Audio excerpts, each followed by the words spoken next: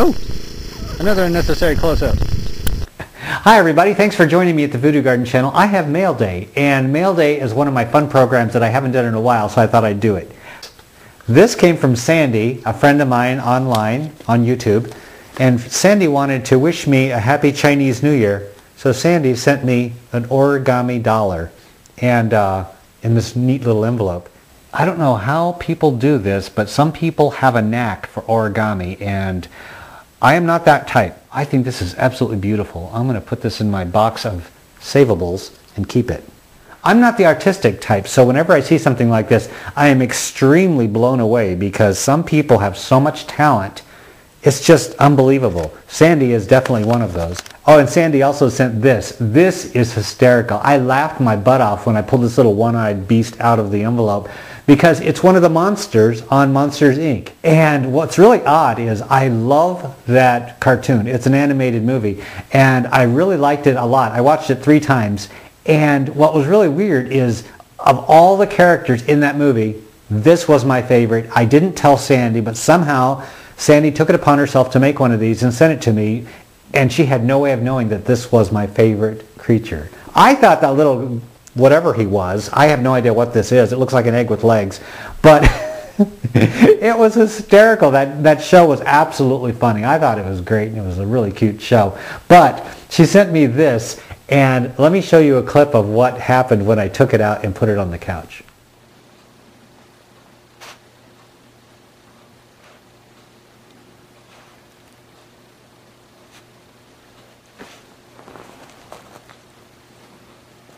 Yeah, Rascal liked it as much as I did. He was playing with it, trying to pull the eyeball right out of it. So Rascal's not allowed near my little one-eyed wonder monster.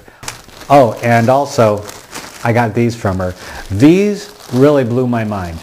These are Sago Palm nuts. Sago palms can trace their history back 200 million years. That's a long time. That's older than me. And what's really fascinating to me, I mean, I'm always fascinated by plants, the history of plants, how things do what they do.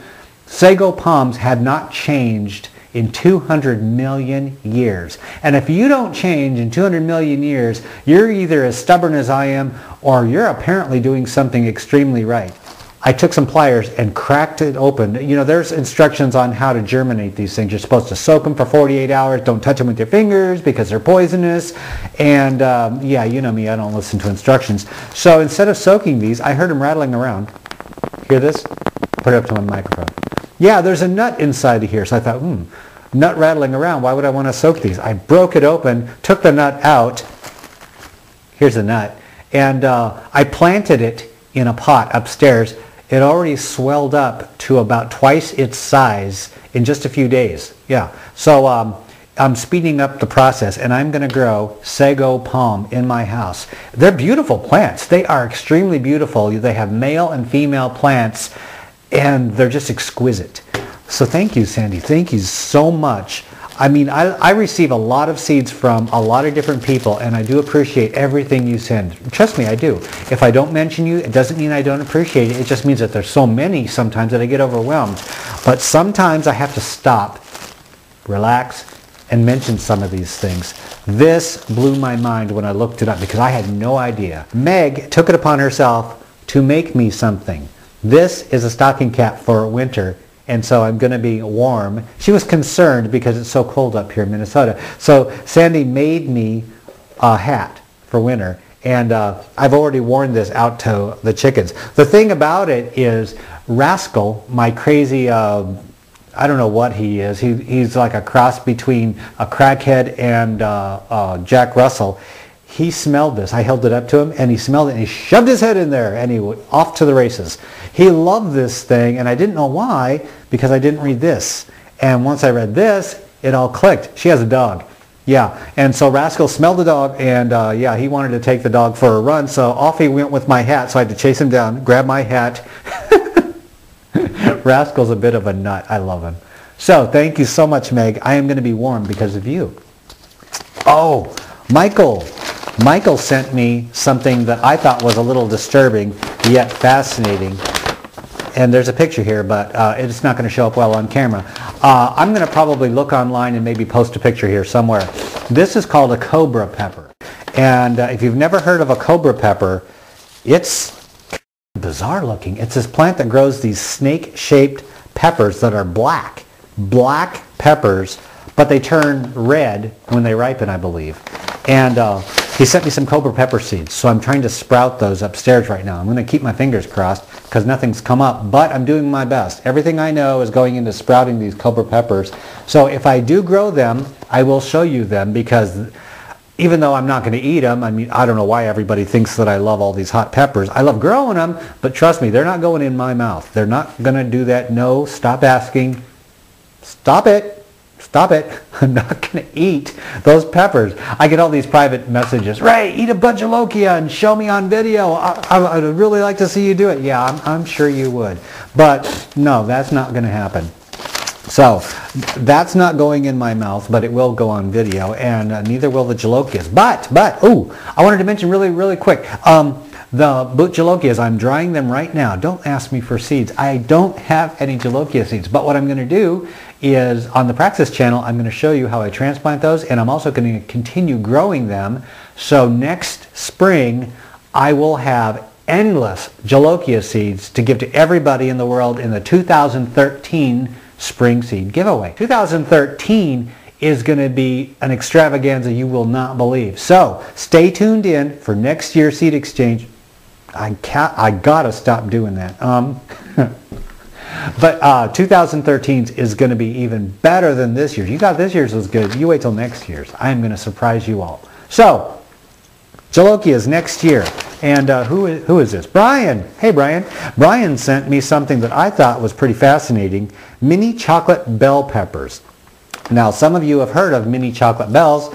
I have too, but I've never actually seen them. So he sent me some seeds. I'm trying to sprout these upstairs because when I looked them up online, and by the way, Thomas here sent me some mini bells. So I have mini bells and mini chocolate bells, and they're these itty bitty bell peppers. Yeah, I like bell peppers, and but I don't normally grow them because I have all these other kinds of peppers growing, and so room is kind of tight. So I thought, you know what, I'm going to do this. If I don't grow them outside, I'm going to grow them inside. But I'm going to grow mini chocolate bells and mini bells and see how they taste. And if they taste good, I'm going to save the seeds, and I'm going to give those away next year. So thank you for the mini chocolate bells. They are an ugly pepper. I know some of you like the idea of brown peppers. I don't, but I'm going to eat them anyway. So just for you, I'm going to eat brown peppers. I don't know, just brown fruit is kind of gross to me.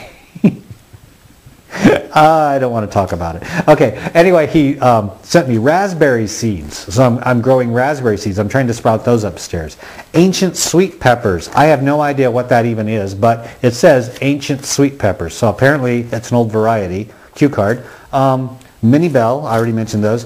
Cherry bomb. Oh, I'm not eating those. And what else is this? Ooh, Dill's Atlantic pumpkin. I think I have some of those somewhere, don't I?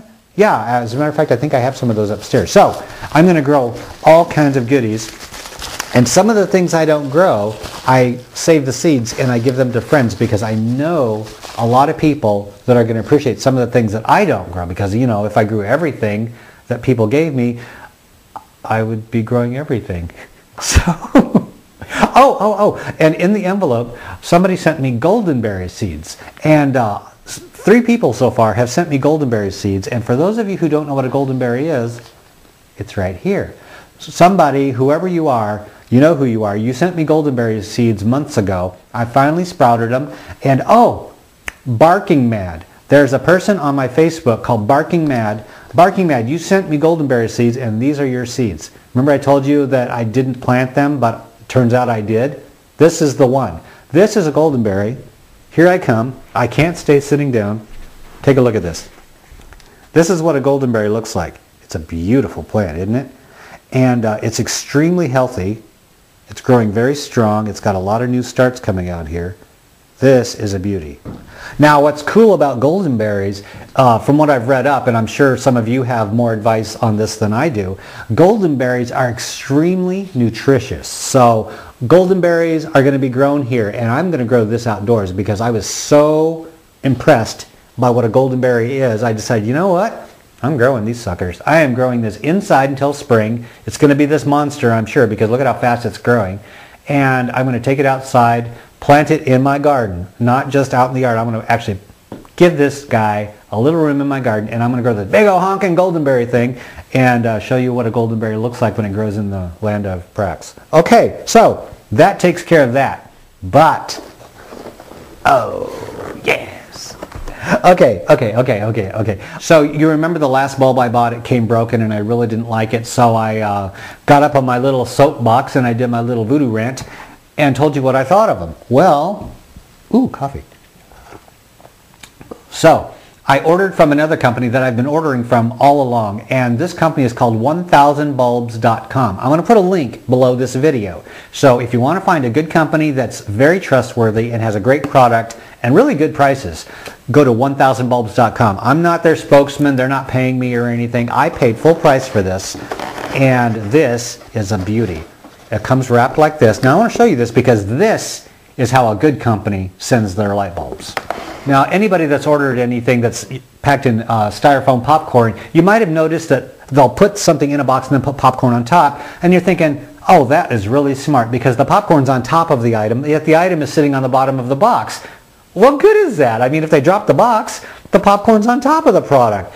Fat lot of good that does. This company actually used more than a brain cell. They put popcorn on the bottom, sides, and top, so this thing was snuggled nice and neat right in the center, which is good because you're sending this big old honkin' compact fluorescent bulb, and you know compact fluorescents are not the sturdiest things in the world. So that was 1 point for them. The next point was they packed it really well in this box. 2 points. Now this I gotta show you up close.